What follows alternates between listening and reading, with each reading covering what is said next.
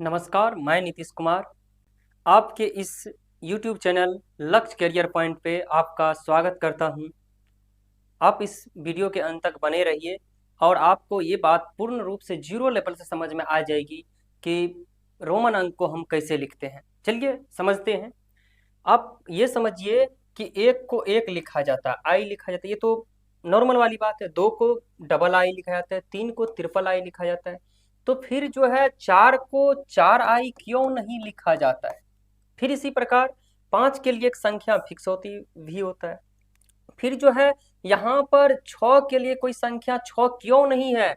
जैसे हमारे हमारे पास एक संख्या 0 से लेकर के 9 तक ये नॉर्मली पद्धति में है। दार्शनिक प्रणाली की बात करें तो यहाँ पर कुल 10 संख्या होती है 0 से लेकर के 9 तक, लेकिन यहाँ पर रोमन अंक में 0 की कोई वैल्यू नहीं होती है। या हम बात ऐसे कहे, 0 की कोई मतलब ही नहीं है, इसमें इसमें 0 को इंक्लूड ही नहीं किया गया, 0 कोई मतलब नहीं है। ऐसे आप समझिए।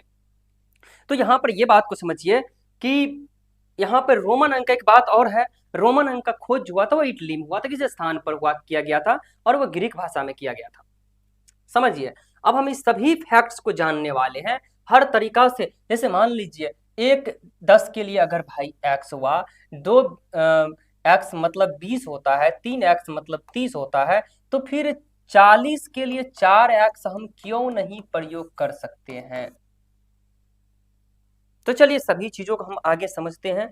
यहाँ पर जो है हर चीज को हम समझ लेते हैं, एक एक पॉइंट बाय पॉइंट हम समझ लेते हैं कि कैसे इसके ये फंडा क्या है। चलिए हम एक एक चीज को लिख करके भी बताएंगे। चाहो तो तुम कॉपी और पेन लेके बैठ जाओ ताकि ये समझ में आए कि अगर जो पॉइंट नहीं होगा वो पॉइंट कम से कम उतार तो लोगे। चलिए हम यहां समझते हैं, किसी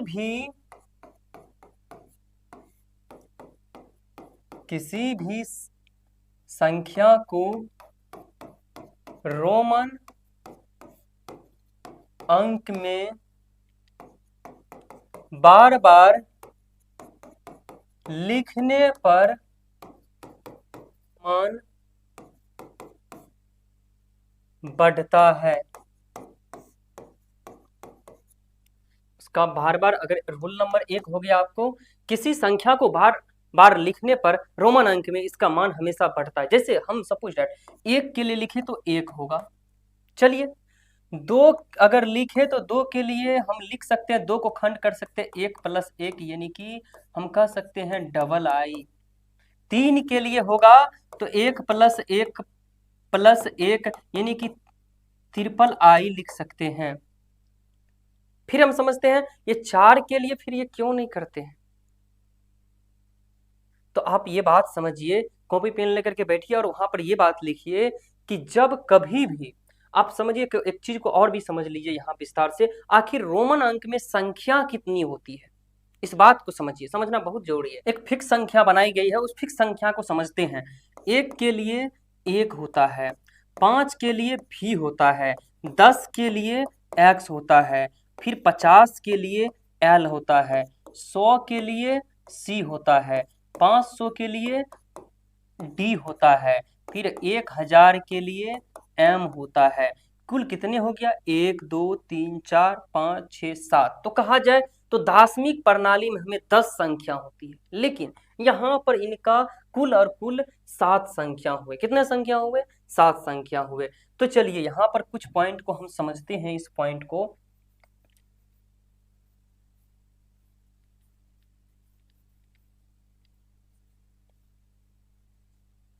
पॉइंट मेरा ये है कि किसी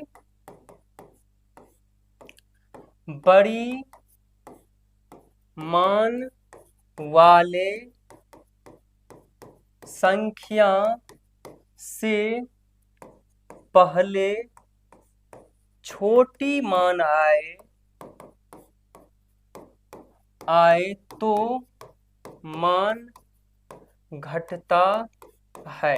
देखिए अगर बड़ी मान वाला, अब मान लीजिए पहले तो पद्धति में 1 आई और 1 के बाद हमें जो है 5, जब हम 4 लिखना होगा तो हमें पहले भी आई भी अगर लिखते हैं तो इसका मतलब ये हुआ कि 5 में से एक संख्या घट रही, यानी कि 4 होगी। अगर इसी प्रकार हमको अगर 9 लिखना होगा तो फिर इसका मतलब ये हुआ 10 में से एक संख्या घट रही है, अर्थात 9 ये होती है। अगर हम जो है इसी प्रकार हम और एक बात और भी फैक्ट्स का समझिए कि किसी भी संख्या को बड़ी मान से पहले छोटी मान को एक बार से ज्यादा नहीं लिख सकते। कितना बार से? एक बार से ज्यादा कभी बिल्कुल नहीं लिख सकते हैं। चलिए फैक्ट्स की बात और भी हम आगे समझते हैं।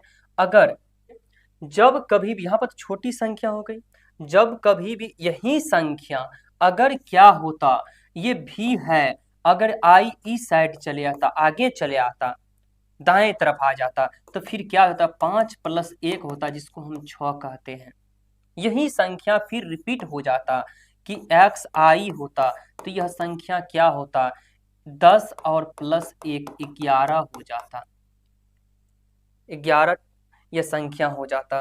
फिर इसी प्रकार अगर हम लिखते हैं कि L और V अगर हम लिख देते हैं तो L का मतलब 50, आप +5 लिखिए, 50 को कहते हैं L और V को कहते हैं 5, यानी कि इसको हम कह सकते हैं यह 55 होगा। अगर कुल मिलाकर के जोड़ेंगे तो यह 55 होगा। ठीक है, क्लियर है।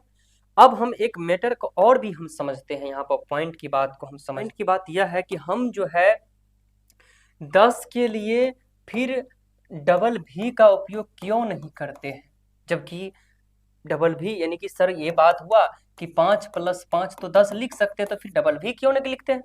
सही बात पूछे, ये सही।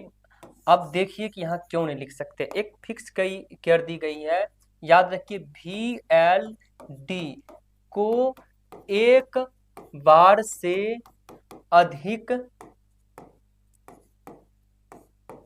नहीं लिखा जा सकता है। VLD एक ऐसी इसमें अंक दी गई है जिसको एक बार से अधिक दोहराया, अर्थात दोहराया नहीं जा सकता इन्हें, और किसी भी संख्या को याद रखिए 3 बार से ज्यादा नहीं लिखी जाती है, और VLD को दोहराया नहीं जाता है। चलिए आगे हम समझते हैं और भी पॉइंट को। देखिए कि अगर हमें एक बात आपको समझ में आ गया होगा कि VLD को दोबारा नहीं लिखा जा सकता, सिर्फ एक बार लिखा जा सकता है। दूसरी बात कि छोटी मान वाला अगर बड़ी मान वाला से पहले आए तो घटेगा, अगर जो है अगर बड़ी मान वाला के बाद आए तो बढ़ेगा। जैसे अगर हमारे पास 720 है तो बताइए आप लोग विस्तारित नियम पढ़े होंगे, तो विस्तारित नियम के अनुसार इसको कैसे खंड करेंगे?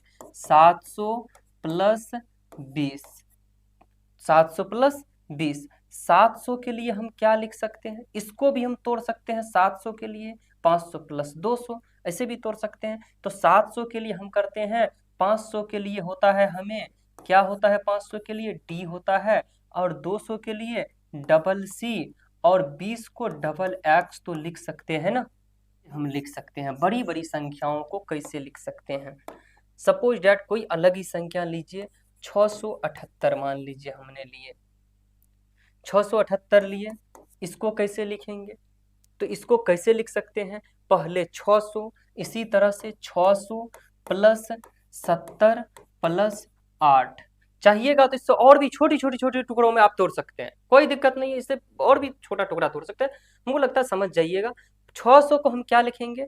500 + 100, 600, तो 500 के लिए क्या होता है? देखिए यहाँ पर 500 के लिए D होता है, और 100 हमें जोड़ना है। जब लगे कि जुटे तो दाएं तरफ, और लगे कि घटे तो बाएं तरफ, लगे कि जुटे तो दाएं तरफ, दाएं तरफ क्या लिखना है? C। अब लिखिए, अब फिर जो यहाँ पर 70 है, 70 के लिए हमें क्या लिख सकते हैं? 70 के लिए हम L लिख सकते हैं और XX लिख सकते हैं। फिर 8 के लिए हम क्या लिख सकते हैं? VIII लिख सकते हैं। ये हमारा क्लियर है। फिर इसी प्रकार जो है हम बड़ी से बड़ी संख्याओं को फिर बना सकते हैं। अब एक मुद्दा की बात और भी आती होगी कि क्या सर ये हम बड़ी बड़ी संख्याओं पर कुछ बात करते हैं, जैसे मान लीजिए 975 है, तो 975 हम लिखते हैं, तो 975 में एक्चुअली होगा क्या, इसको कैसे हम लिखेंगे, तो इसको हम लिख सकते हैं 1000 माइनस 100, ये अलग कर दीजिए, प्लस 70 और प्लस 5। लेकिन 1000 माइनस 100 को हम कैसे लिख सकते हैं, 1000 के लिए क्या दिया गया है, m होता है, क्या होता है, m होता है, और 100 के लिए c होता है। लेकिन मुद्दा की बात अब यह है कि 100 को अब दाएं तरफ लगाए या बाएं तरफ, तो हमने बताए हैं कि जब हमको पता चले कि घट रही है तो बाएं तरफ लगाना है, सीधी सी बात है। लेकिन जब लगे कि बढ़ रही है तो दाएं तरफ लगाना है, जब लगे कि घट रही है तो क्या करना है, बाएं तरफ लगाना है, और जब लगे कि बढ़ रही है तो क्या करना है, दाएं तरफ लगाना। अब हम यहाँ पर हमको घट रही है तो हमको बाएं तरफ लगाना, क्या लगाना है, 100 के लिए क्या होता है, सी होता है, सी लगाना है, ठीक है। फिर 70 के लिए क्या लिखेंगे, एल डबल एक्स, क्या लिखना है, एल डबल एक्स। फिर जुड़ रही है क्या, 5, इसके लिए भी। चलिए अब हम इससे भी आगे बड़े बड़े सवालों पे हम जो है लिखते हैं। अब मुद्दा की बात अब ये होगा कि सर ये तो अब ये छोटी छोटी संख्याएं हो गई, अब बड़ी बड़ी संख्याएं मान लीजिए कि अगर जो हजारों हजार में दी गई हो तो फिर कैसे हम लिखें। सपोज डैट कि आपको दे दिया गया है 5007, तो फिर क्या लिखिएगा, तब तो मुद्दा तो ये हो गया 5000, हम तो किसी भी संख्या को 3 बार से अधिक तो लिख ही नहीं सकते हैं, तो फिर ये 5000 के लिए हम 5 हम लिखे सर, बिल्कुल नहीं लिखिए, हम नहीं लिख सकते हैं। अब इसके लिए हम बता रहे हैं कि क्या कर सकते हैं। 5 को आपको पता है 5 का क्या होता है, हाँ सर पता है, भी होता है, इसको हम तोड़ सकते हैं 5000 प्लस 7, तो 5 का क्या होता है, भी होता है। लेकिन जैसे रेकरिंग आती, इस पॉइंट को लिखिए, नोट कीजिए कि जब किसी भी रोमन अंक में किसी संख्या अंक पर रेकरिंग दी जाती है तो वह अपने आप में 1000 गुना बढ़ जाती है, कितना, 1000 गुना बढ़ जाती है। पॉइंट को नोट कीजिए कि जब किसी भी रोमन अंक में किसी भी संख्या पर 7 के लिए क्या लिखे, भी डबल आई, ये हो गया। चलिए अब यह हमको नहीं लगता है कि आप कभी भी अब रोमन अंक में किसी तरह के सवाल पे आप जो है लिखने में कोई दिक्कत होगी। चलिए अब हम समझते हैं कि रोमन अंक में कोई चीज दिया गया हो तो फिर उसको कैसे लिखें। जैसे मान लीजिए कुछ भी एल एक्स डबल आई है, यह क्या है, तो हम इसको लिख सकते हैं एल के लिए 50, फिर एक्स के लिए 10, डबल आई के लिए 2, तो 50 10 60 और 2 62, सर ये 62 है। चलिए हम कोई भी संख्या डी सी एक्स लिखें, तो डी सी एक्स क्या है, डी क्या है, डी 500 है, सी क्या है 100 है, एक्स क्या है 10 है, तो टोटल कितना हुआ 5 1 600, यानी कि 610 हुआ, कोई मुद्दा वाली बात नहीं है।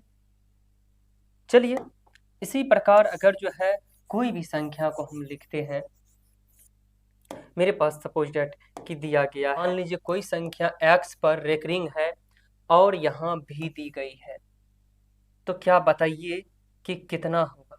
हमने क्या बताया, रेकरिंग का मतलब 1000 गुना, तो 10 को अगर 1000 से गुना करेंगे तो 10,000 हो जाएगा, और भी का मतलब 5 होता है, तो कितना हो जाएगा 10,005, कितना आंसर हो जाएगा 10,005। चलिए चाहे यहाँ पर आप फिर से एक बार रिपीट कर लीजिए, कुल इनमें संख्या जो होती है वो संख्या 7 होती है, कितनी होती है, कुल संख्या 7 होती है। क्या सब होती है, 1 के लिए आई, 5 के लिए भी, 10 के लिए एक्स, फिर 50 के लिए एल, 100 के लिए सी, 500 के लिए डी, 1000 के लिए एम। तो कुल मिलाकर कितनी संख्या हुई, 1 2 3 4 5 6 7, और हम कह सकते हैं इसमें कुल और कुल 7 संख्या को मिलाकर ही बनाई जाती है, कुल और कुल। और एक और पद्धति है जिसको हम रेकरिंग डालकर 1000 गुना, कितना 1000 गुना बढ़ा सकते हैं। रेकरिंग डालकर कितना बढ़ा सकते हैं, 1000 गुना, इसको अपने आप में 1000 गुना जो कि है उस संख्या को बढ़ा सकते हैं। फिर से एक बार समझ लीजिए, कुल मिलाकर कितनी संख्या होती है, 7 संख्या। इन्हीं संख्या को उल्टा पुल्टा करके हम लिखी जाती है। जब छोटा मान वाले बाएं तरफ आए तो मान घटेगा, और छोटा मान वाले दाएं तरफ आए तो मान बढ़ेगा। कोई भी संख्या हो, इसमें अंक हो, उनको 3 बार से ज़्यादा नहीं लिखी जा सकती है। कितनी बार से, 3 बार से ज़्यादा नहीं लिखी जा सकती है। और मान हमेशा बढ़ता, जुड़कर बढ़ता है, गुना की गुना होकर के। किसी भी संख्या पर रेकरिंग डालने पर यह जो है अपने आप में 1000 गुना बढ़ जाती है। चलिए ठीक है, क्लियर है।